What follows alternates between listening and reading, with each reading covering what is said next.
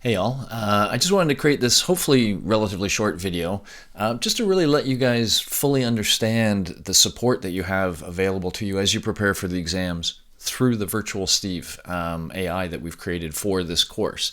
So I'm going to have an interaction. I just want to demonstrate some things to you that you could consider trying or using as you're preparing for the exam. Okay, so first of all, where do you find them? You find them here in the course page. There's a virtual Steve link here. I did create a video to walk you through some stuff before, but I want to do this one specifically for the exam. So I'm going to click here to access Virtual Steve. Here he is. And now I'm just going to do some various things. So specifically, some of the things I'm going to try is I'm just going to ask him some questions about content and get him to kind of try to help me with something maybe I'm having difficulty understanding, and I want to show you some of the ways he can do that. But of course, I've also told you that it's very important to get retrieval practice when you're studying, especially in a breadth course like Intro Psych. So not just trying to put information in, but asking for him to ask you questions. And I'm going to show you two ways of doing that. I'll do some that are free recall. Free recall is, I think, the best way to give yourself retrieval practice. It really challenges you to try to pull that information out of your mind and gives you what your brain needs to kind of get fluid at retrieving information. But I'm also going to show you how you can get it to give you multiple choice questions that are similar to the multiple choice questions you'll see on the exam. Finally, I'm gonna show you how it could maybe even give you some tips for helping you generally prepare. Okay, so let me go through some of those things. Hey there, great to see you coming to office hours. How can I help you?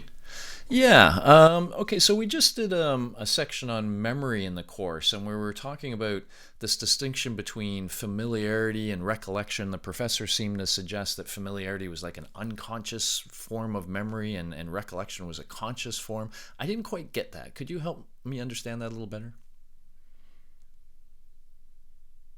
Absolutely, that's a great question. So, familiarity is more like a gut feeling or a sense that you've encountered something before, but without being able to pull up any specific details about it. Recollection, on the other hand, is when you consciously retrieve details about a past event, like where you were, what happened, or who was there. Does that help clear it up?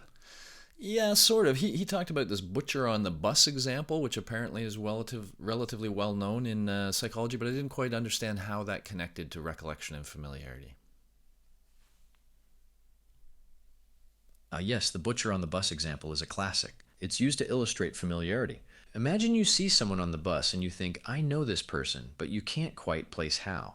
That's familiarity. You recognize them, but don't have the context. Then later you realize, oh, that's my butcher. That's recollection, when the specific details and context come to mind. Does that make more sense?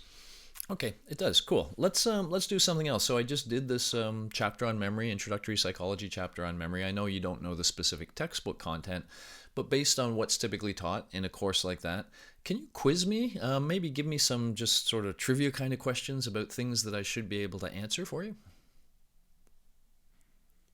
All right, let's see how sharp your memory is. Here's one. What are the three main processes of memory, often referred to as the memory process model? So you're talking about sort of sensory memory and then working memory and then long-term memory? Not quite, but you're on the right track. Those are types of memory storage. The three main processes are encoding, storage, and retrieval. Want me to explain those? Sorry, I got those confused with the three types of memory. I got you. So these are different. It's not like one type of memory does one type of processing. Exactly, you've got it now. Encoding, storage, and retrieval happen across all types of memory: sensory memory, working memory, and long-term memory. Their process is not tied to one specific type. Want another question? Yes, please give me another question. All right, here's one. What's the term for the phenomenon where you're more likely to remember the first and last items in a list better than the middle ones? Yeah, I saw that. That's called the primacy effect for the first ones and the recency effect for the last ones. Exactly right. And together, those make up the serial position effect. Nicely done. Want to keep going? Yeah, but let's change it up a little bit. I know that my professor likes to test using multiple choice questions. Every question has four alternatives. He tells us he tries to create these questions based on the best principles of creating multiple choice questions. And he also says that he tends to ask questions at different levels of Bloom's hierarchy, specifically remember, understand, and apply. I'm wondering if you could maybe give me one of each of those questions on the memory chapter so I can kind of get some practice answering questions in the way he does it. And please don't tell me the answer. Make me have to guess the answer. Sure thing, let's do it. Here's a remember question. What term describes the process of converting information into a form that can be stored in memory? A. Retrieval. B. Encoding. C. Storage. D. Consolidation. Here's an understand question. Why is rehearsal important in moving information from working memory to long-term memory? A. It removes irrelevant details from the information. B. It strengthens neural pathways to improve recall. C. It prevents the information from interfering with other memories. D. It ensures the information is stored in sensory memory. And here's an apply question. Imagine you study for a test by organizing the material into meaningful chunks and using elaborative rehearsal to connect it to personal experiences. Which memory strategy are you using? A. Maintenance rehearsal. B. Semantic encoding. C. Episodic memory storage. D. Procedural memory. Take your time and let me know your answers. Okay, didn't expect you to give me all three at once, but that's okay. Let's do that. So for the first one, that would be encoding, to be able to get something that's a form that can be stored in memory. Let me look at the second one. Why is rehearsal important for long term? Rehearsal, I would say B. It strengthens neural pathways to improve recall, perhaps. And then finally, in the last apply question, that would be an example of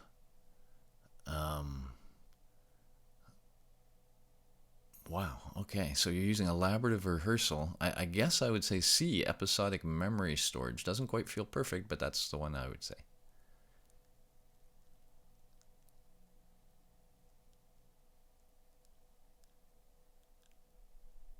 How'd I do? Oh, time ran out.